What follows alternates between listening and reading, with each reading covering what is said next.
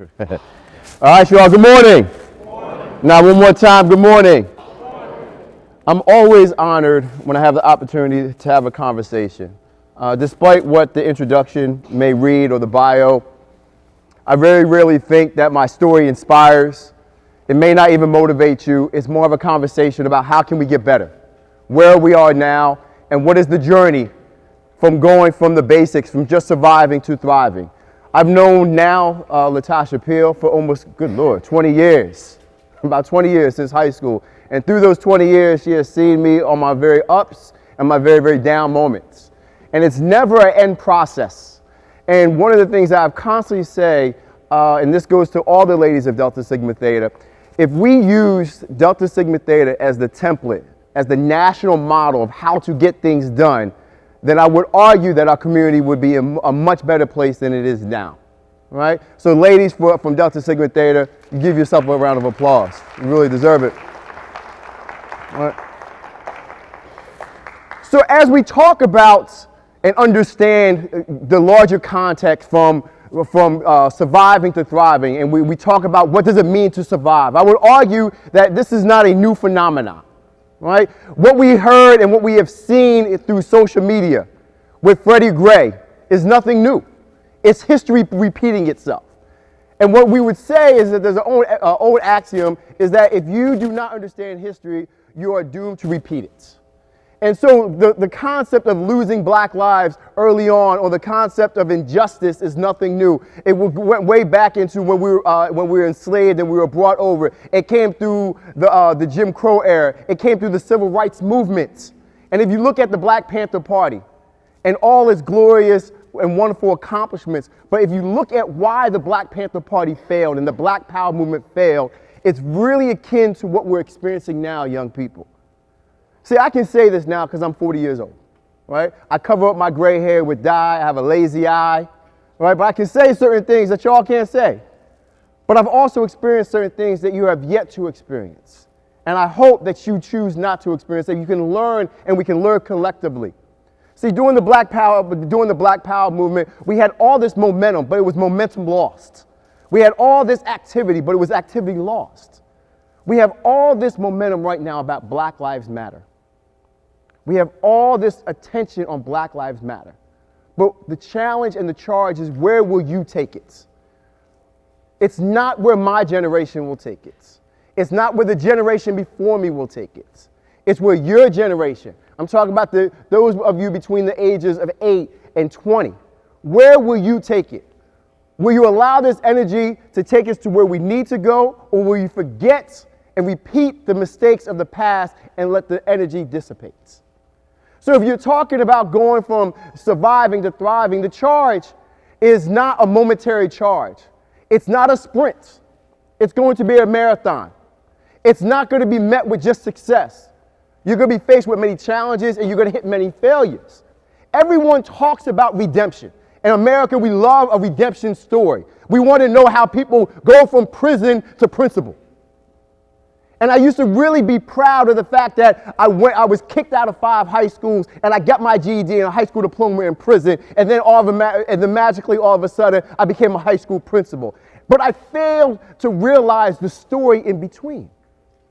I failed to realize that all the failures that I had in between were just as important and needed to be said just as much as going from the beginning to the end. It's a process that you have to embrace. You need to embrace your imperfections, because your imperfections give you scars, emotional and physical scars, but those scars are a part of your testimony. See, we always talk as adults that we have all the answers. We always talk about whether we are elected officials, whether we are sworn for public service, whether we have 3 degrees, 2 degrees, 1 degree, that we have all the answers. The fact of the matter is, we don't have the answers. And that's what we're scared to say as adults. We don't know. We are trying to figure it out just like you are. We are trying to understand our place in this world and our purpose just as much as you are. If we took the time and understood young people more, if we harnessed your energy, your creativity, your innovation, we could be in a much better place. So the charge from surviving to thriving is not just for young people, even though it's your charge to push us and lead us there. It's for us to understand, particularly as educators, as professionals, that we have not yet made it. We have defined ourselves in many regards by the house that we have, the degrees we obtained, right, the cars that we drive. And that is a very limited scope of what success is. As I sit here and think about what's important, I want to challenge you to understand your potential. Your potential is, what are you good at, young people? Everybody is good at something. What are you good at? But don't stop there. Everyone is good at something. But most people will not put in the energy and the effort to realize and ignite their potential. That's your promise. Young fellas, how many of y'all like basketball? That's it? You're the best basketball player around the way, right? There's a rule, right? That's called a 10,000-hour rule, right? The 10,000-hour rule made famous by Malcolm Gladwell. Read him. Look him up when you have an opportunity.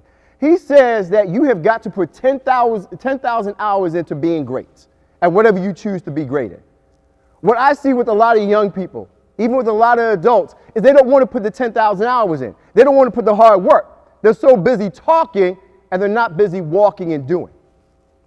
Are you going to realize your potential by putting in the hours? That's the promise. Are you promising yourself to do what matters? And here's the biggest thing, and I'll end it up off this and we can get this glorious and wonderful day started. It's not enough to understand your potential, right? If you realize your potential, most likely you're thinking individually. You think about how you can further your cause, how you're going to get your house, your car, your degrees. And as an African American community, that is historically where we've been stopped. We've allowed our individuality just to keep us complacent. As long as I've made it and we're not reaching back, as long as I have a nice car, as long as I have my degrees, we've allowed our ego about this work to define the direction of the work. The promise is, how much time are you going to give back? It's not enough for you to make it. It's the person next to you on either side, in front of you and back of you, are they going to make it? That's the promise. And here's the purpose. The purpose has got to be beyond you. We are imperfect as people. If the purpose is not about something bigger than yourself, you will fall back and be an individual and only worry about individual gain. One of the things that is true in the introduction is I do believe that you have to understand your potential, and it's great if you have the energy for to fulfill your potential with your promise.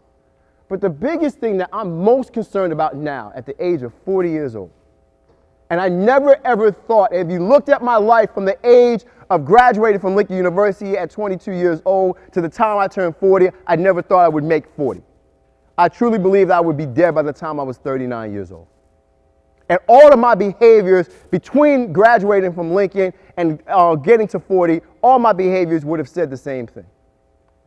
That I did not think I was going to have any type of longevity. But now I'm at the age of 40 and I realize what the purpose is. It's not about the car that I just drove up here. It's not about the house that I'm fortunate enough to be able to pay for with my wife. Right. My purpose was given to me. If I would have listened, my purpose was given to me on January 9th, 2006. Now, we always talk about young men, and that's what this is about today, about the young men. But I'm going to touch your hearts, fellas, that my purpose was given to me on January 9th, 2006, when my daughter was born. Now, I don't know what it is between daddies and daughters, but it's something magical. And it has changed my life. Now, I love my sons. Jasim is 16 years old, and DJ is 9 years old, a.k.a. White Chocolate. He's light-skinned. I don't know how he got light-skinned, right? I love my sons. But my daughter taught me how important it was to be a man. So my purpose in life now is not about the cause. It's not about saving individual souls. It's not about building and accumulating all this wealth. I have a very simple purpose in life. It's to finally finally be the husband that my wife deserves. Because she's put up with a hell of a lot. But more importantly, to be the man that I want my daughter to marry and I want my sons to become. The purpose is bigger than me now. My life is not my life anymore. And maybe it never has been. And maybe your life will never be your life until you really identify what your purpose is. So as you go through the day, are you going to get all of it? Probably not. But will there be moments that that something will touch you? Absolutely.